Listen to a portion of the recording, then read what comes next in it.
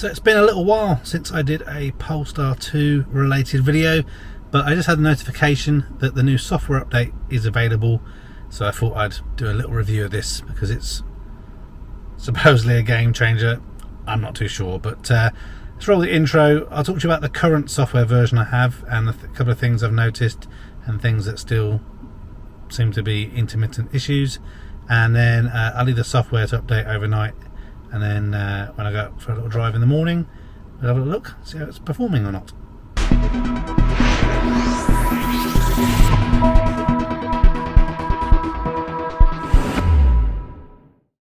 Okay, so you can see here we got the software update ready to be installed, so we're going to kick that off in a moment. Can't remember the exact version that I'm on. I put a little note on the screen. Since the last update, in general, everything's been working really well. I've had pretty consistent LTE connectivity. Sat-nav's worked really well, no problems or issues with that. I have noticed that the anti-collision is a lot more aggressive than it was before, so sometimes when reversing out it suddenly slams on the brakes. You feels like you've hit a brick wall or something, but you haven't, just been a bit overcautious. And I did notice also a slight increase in regenerative braking as well in that last software update. Aside from that, everything else seems to be working well. Voice commands are working, everything.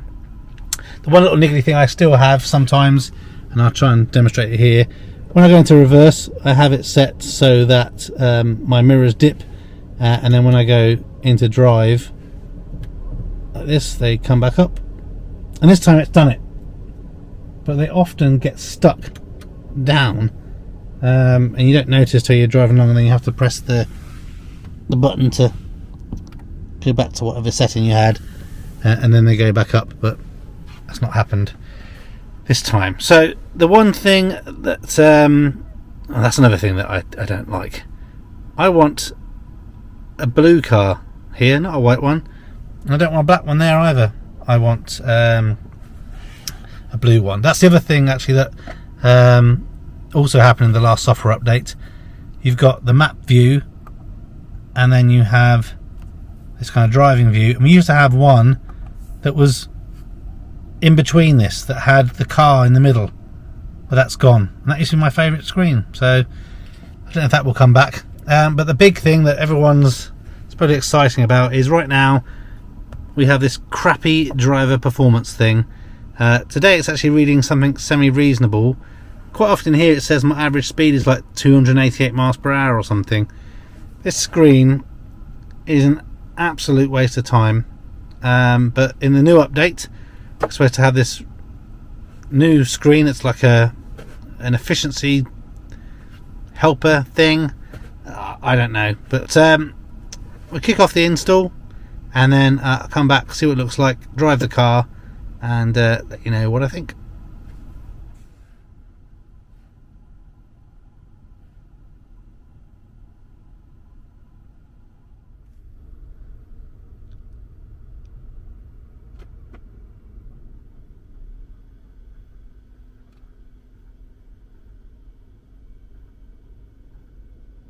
Good morning. It's the morning after the update, and it's absolutely lashing it down, but we're going to go for a drive and have a little look, see how this new projected range thing is working. So I'll just show you what it looks like on the screen at the moment.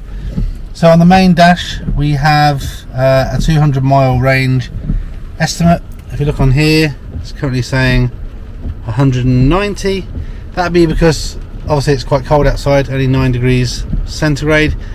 We'll also see if the preheating function is going to work as well. So if we navigate to a DC charger, it should warm up the battery. I didn't do any preconditioning or anything this morning. That's another thing that's supposed to happen. If on AC charging and use the preconditioning, it should warm up, but I didn't try that. We'll just see how things go. So you can probably hear the fans at the moment. Have the temperature set to 18. If you press on, does that change anything?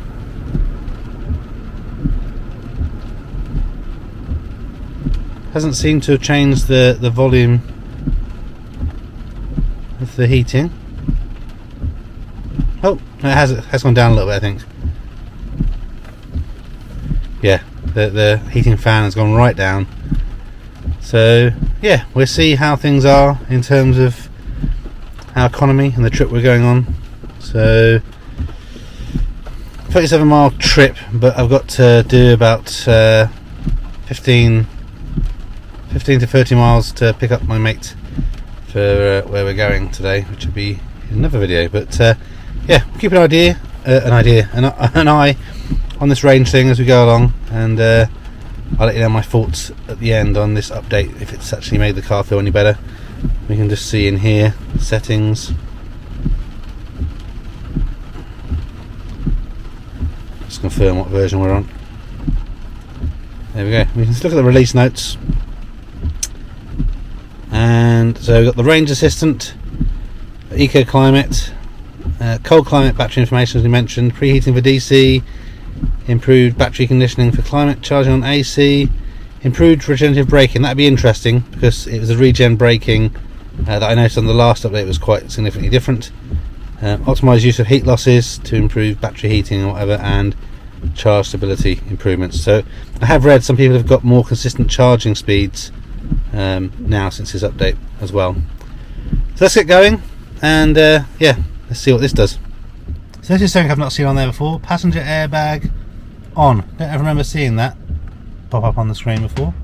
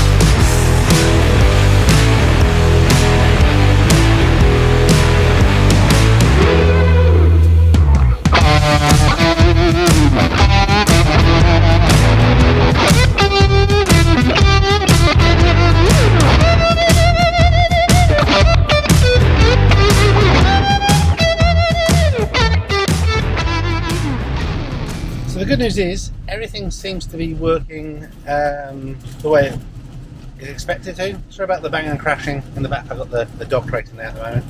But yeah, cruise control and pilot assist, everything is working. Voice controls are working.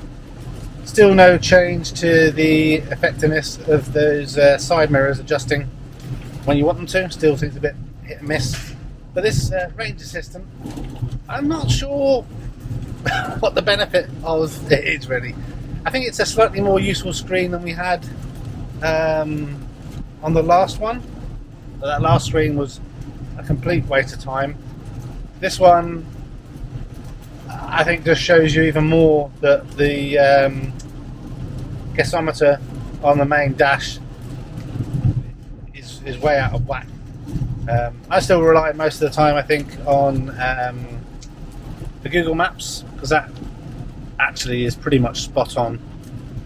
Whereas this, I know, it's nice to be able to see your range consumption. The one thing that is quite good on it is that when you got the regenerative braking on, you can now see the energy going back in, which that is quite cool to be able to see that now. I still wish I had the option to change from kilowatt hours per 100 miles to miles per kilowatt hour, because I still just, my head just doesn't work that way. I look and I'm like, 46, what's is 46 good? I don't know. I don't understand. But yeah, obviously it's wet and rubbish, but I'm assuming that my driving style would change to something else if I decided to nail it and everything. And before I edit the video, if that happens, I'll post a little picky of that.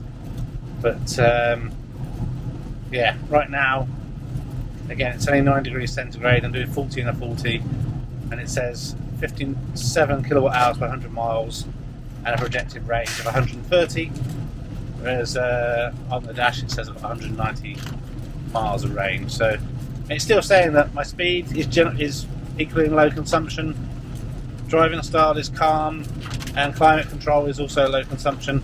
I've got the eco thing off because it was not doing a very good job with clearing misty windows in this weather.